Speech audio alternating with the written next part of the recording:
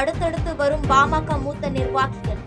விரைவில் நல்ல செய்தி வரும் என அக்கட்சியின் கௌரவ தலைவர் ஜி.கே. மணி பேட்டி.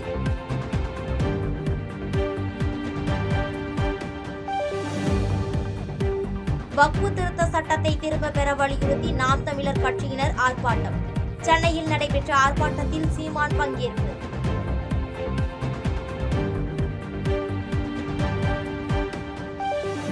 காலணி அணியாமல் மேற்கொள்ளும் விரதத்தை கைவிட வேண்டும். பாஜக தொண்டர்களுக்கு அண்ணாமலை அறிவுறுத்தல்.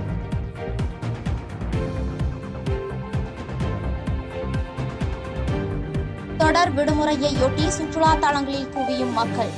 உதகை, கொடைக்கானல், ஏற்காட்டில் பொழுதை கழித்து உற்சாகம்.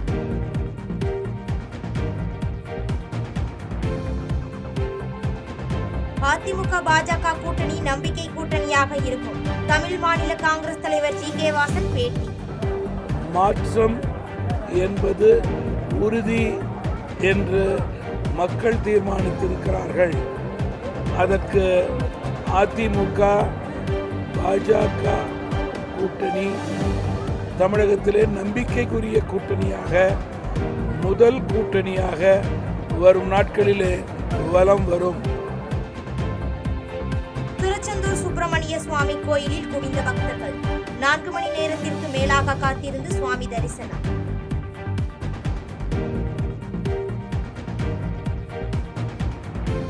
சீனாவில் 2200 கோடி ரூபாய் மதிப்பீட்டில் கட்டப்பட்டு வரும் உலகின் மிக உயரமான பாலம் ஜூன் மாதத்தில் திறக்கப்படும் என அறிவிப்பால் சுற்றுலா பயணிகள் எதிர்பார்ப்பு.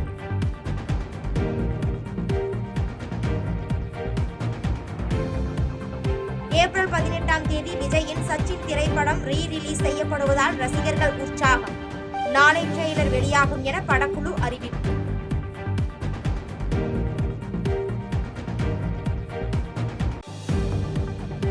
சமூக நீதி வழிகாட்டி என்று போற்றப்படும் பி.பி. மண்டல் நினைவு நாளையொட்டி முதலமைச்சர் மு.க. ஸ்டாலின் நினைவு அஞ்சலி. சமூக நீதிக்கான முயற்சிகள் புதிய வடிவங்களில் எதிர்ப்பை எதிர்கொள்வதாகவும் போராட்டம் இன்னும் முடியவில்லை எனவும் பதிவு.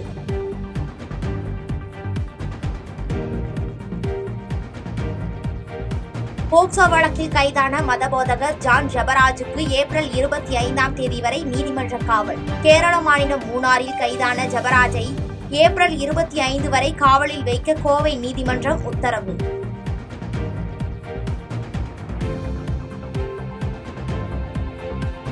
கோவையில் உரிய ஆவணங்களின்றி இயக்கப்பட்ட 47 இருசக்கர வாகனங்கள் பறிமுதல். மதுக்கரை, கோவை குடியிருப்பு பகுதிகளில் போலீசார் நடத்திய சோதனையில் அதிரடி.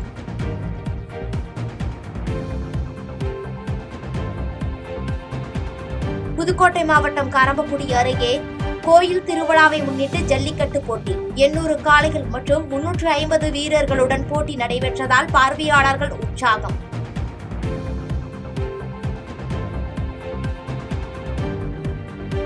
தூத்துக்குடி மாவட்டம் கோவில்பட்டியில் ஸ்ரீ செண்பகவல்லி அம்மன் கோயில் தேரோட்டம். ஆயிரக்கணக்கான பக்தர்கள் தேரை வடம் பிடித்து இழுத்து சுவாமி தரிசனம்.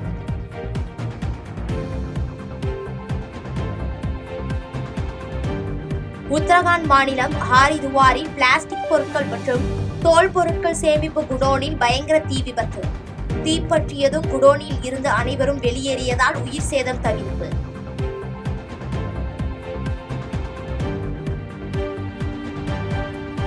சீன தலைநகர் பெய்ஜிங்கில் சூறைக்காற்றுடன் கொட்டிய ஆலங்கட்டி மழை. பலத்த காற்று வீசியதால் 700க்கும் மேற்பட்ட விமானங்கள் ரத்து.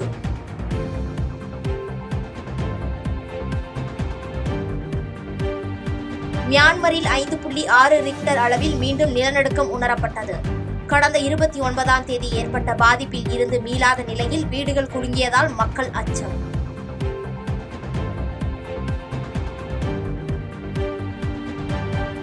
சவுதி புரோ லீக் தொடரில் அல் நாசர் அணி ஹாட்ரிக் வெற்றி பெற்று சாதனை.